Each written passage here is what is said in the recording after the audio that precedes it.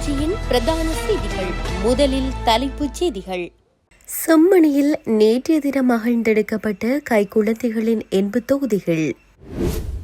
போதைப்பொருள் கடத்தற்காரர்களுக்கு தண்டனை வழங்குவதை விரைவுபடுத்துக, ஜனாதிபதி கடும் எச்சரிக்கை. நாட்டில் இன்றும் பலத்த மழை, நீர்த்தேக்கங்கள் நிரம்பும் அபாயம், மக்களுக்கு அவசர எச்சரிக்கை. மட்டக்களப்பில் துயரம், நீரில் மூழ்கி உயிரிழந்த 2 ஆண்களின் சடலங்கள் மீட்பு. விஜய்க்கு பின்னால் நடக்கும் சதி, தொடரும் இழுபறி, இன்று வெடிக்க உள்ள போராட்டம். 4 முக்கிய விமான சேவைகளை முன்கூட்டியே நிறுத்துகிறது ஏர் கனடா. ஈரான் ராணுவ தளங்கள் மீது திடீர் தாக்குதல், அமெரிக்கா அறிவிப்பு. நியூ ரங்கராஸ் தங்க சுரங்கம், Markham and Steeles, 6055 Steeles Avenue East, C102. தொடர்பின விரிவான செய்திகள். செம்மணி சித்துப்பாத்தி மனித புதைகுழி அகழ்வு பணிகள் நேற்றைய தினம் யாழ்ப்பாண நீதிமன்ற நீதவான் எஸ் லெனின்குமார் முன்னிலையில் நடைபெற்றது. நேற்றுடன் 259 மனித எலும்பு தொகுதிகள் அடையாளம் காணப்பட்டுள்ளன. அவற்றுள் 254 எலும்பு எச்சங்கள் துப்புரவாக்கப்பட்டு அடையாளமிடப்பட்டு அகழ்ந்தெடுக்கப்பட்டு நீதிமன்றத்தின் கட்டுக்காவலில் ஒப்படைக்கப்பட்டிருக்கிறது. ஏற்கனவே வடமேற்கு பகுதியாக அகழ்வு பணிகள் ஆரம்பிக்கப்பட்ட நிலையில் சில 80 தொகுதிகளின் இருப்புகள் அடையாளம் காணப்பட்டிருப்பதால் எத்தனை 80 தொகுதிகள் எந்தவிதமான நிலையில் காணப்படுகின்றது என்பது சுத்தப்படுத்தப்பட்ட பின்னரே முழுமையாக தெளிவாகவும் கூற முடியும்.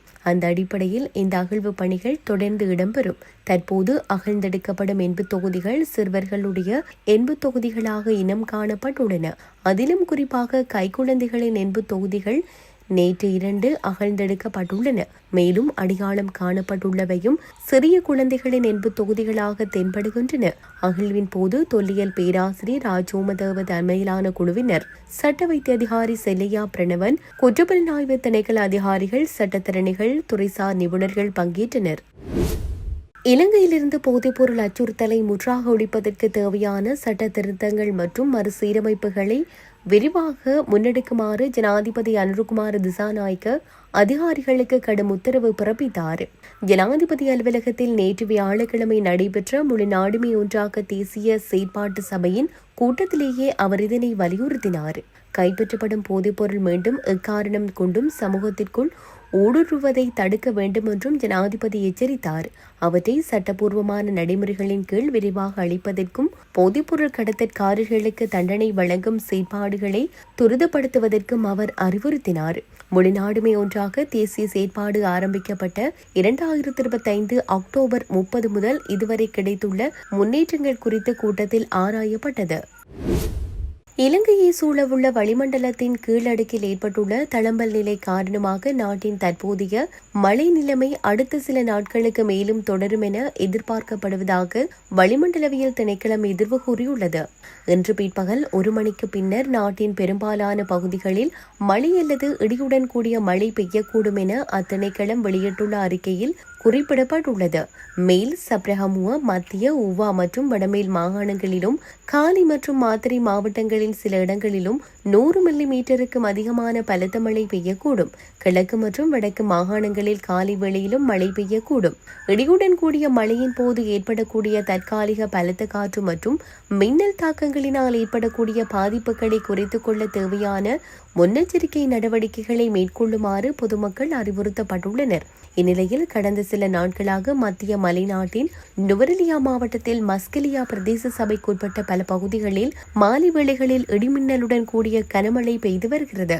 இந்த கனமழை காரணமாக நீர்த்தேக்கங்களுக்கு நீர்வரத்து அதிகரித்துள்ளதாக தெரிவிக்கப்படுகிறது. கடந்த பல மாதங்களாக நிலவிய கடும் வெப்பமான வானிலை காரணமாக நுவரெலியா மாவட்டத்தில் உள்ள பல நீர்த்தேக்கங்களின் நீர்மட்டம் வெகுவாக குறைந்திருந்த நிலையில் தற்போது பெய்து வரும் மழையால் மீண்டும் நீர்மட்டம் உயர தொடங்கியுள்ளது. தொடர்ச்சியான மழையால் சில தாழ்வான பகுதிகளில் நீர் தேங்கியுள்ளதுடன் போக்குவரத்திலும் பாதிப்புகள் ஏற்பட்டுள்ளதாக தகவல்கள் வெளியாகியுள்ளன. மேலும் மின்னல் தாக்கம் ஏற்படும் அபாயம் காணப்படுவதால் தேவையற்ற வெளிப்புற பயணங்களை தவிர்க்குமாறும் பொதுமக்கள் மிகுந்த அவதானத்துடன் செயற்படுமாறும் அதிகாரிகள் அறிவுறுத்தியுள்ளனர். மட்டக்களப்பு வாவியில் நீரில் மூழ்கி உயிரிழந்த நிலையில் இனம் தெரியாத 2 ஆண்கள் சடலமாக கரையொதுங்கிய நிலையில் நேற்று வியாழக்கிழமை மாலை 5 மணிக்கு மீட்கப்பட்டுள்ளதாக மட்ட தலைமையக காவல்துறையினர் தெரிவித்தனர். மட்டக்களப்பு தலைமையக காவல்துறை பிரிவில் உள்ள சின்ன உப்போடை பகுதியில் உள்ள வாவியில் இரு சடலம் மிதந்து கரையொதுங்கிய நிலையில் இருப்பதை சம்பவ தினமான நேற்று மாலை 5 மணிக்கு கண்ட அப்பகுதி மக்கள் காவல்துறைக்கு அறிவித்தனர். இதனையடுத்து சம்பவ இடத்திற்கு சென்ற காவல்துறையினர் மற்றும் தடயவியல் பிரிவு காவல்துறையினர் வரவழைக்கப்பட்டு நீரில் மூழ்கியிருக்கும் 2 ஆண்களது சடலங்களை மீட்டனர்.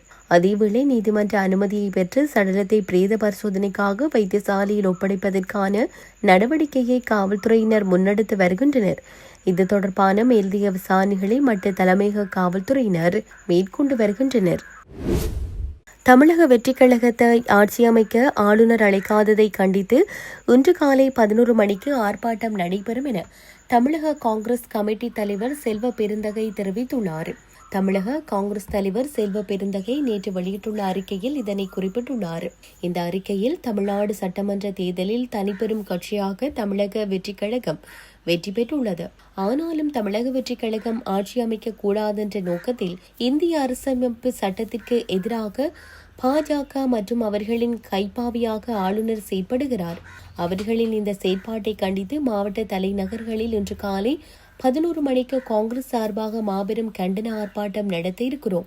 அத்துடன் சென்னை மாவட்ட காங்கிரஸ் சார்பில் அண்ணா சாலை தாராபூர் டவர் அருகே எனது தலைமையில் கண்டன ஆர்ப்பாட்டம் நடைபெறும்.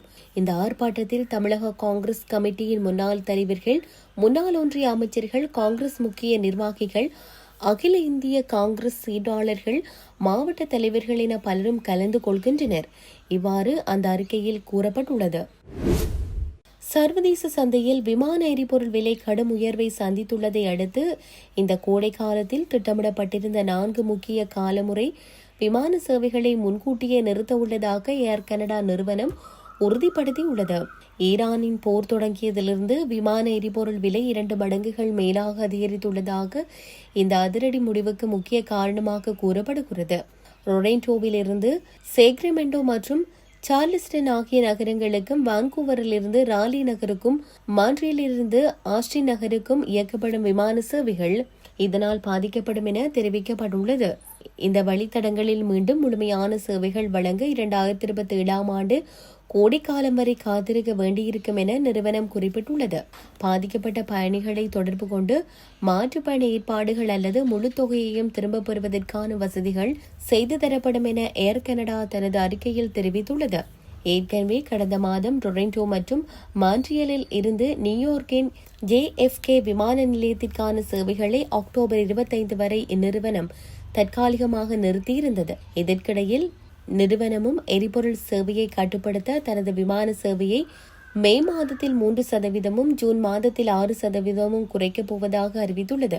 எரிபொருள் வெளியேற்றம் காரணமாக கனடாவின் வான்வழி போக்குவரத்து துறையில் ஏற்பட்டுள்ள இந்த மாற்றங்கள் பயணிகளிடையே கவலையை ஏற்படுத்தியுள்ளது. ஈரானின் ராணுவ நிலைகளை இலக்கு வைத்து அமெரிக்க படைகள் தாக்குதல் நடத்தியுள்ளதாக அமெரிக்க மத்திய கட்டளை தலைமையகம் அறிவித்துள்ளது. ஹார்மஸ் நீரிணையை கடந்து சென்ற அமெரிக்க போர்க்கப்பல்கள் மீது ஈரான் நடத்திய ஏவுகணை, ட்ரோன் மற்றும் சிறிய படகு தாக்குதல்களுக்கு பதிலடியாக இந்த தாக்குதல்கள் நடத்தப்பட்டுள்ளதாக தெரிவிக்கப்படுகிறது. அமெரிக்க கடற்படையின் ஏவுகணை அழிப்பு கப்பல்கள் ஹார்மஸ் நீரிணை வழியாக ஓமான் வளைகுடாவை நோக்கி சென்றபோது ஈரான் நடத்திய தாக்குதல்களை இடைமறைத்து தற்காப்பிற்காக இந்த தாக்குதல்கள் மேற்கொள்ளப்பட்டதாக கூறப்படுகிறது. இதன்போது ஈரானின் ஏவுகணை மற்றும் ட்ரோன் ஏவுதளங்கள், கட்டளை மற்றும் கட்டுப்பாட்டு மையங்கள், உளவு மற்றும் கண்காணிப்பு நிலையங்கள் ஆகியவையே அமெரிக்காவின் முக்கிய இலக்குகளாக கருதப்பட்டுள்ளன. இத்துடன் செய்திகள் யாவும் நிறைவு பெறுகின்றன. மேலதிக செய்திகளை அறிந்து கொள்வதற்கு www.tamilaram.com எனும் இணையதளத்தை பார்வையிடுங்கள்.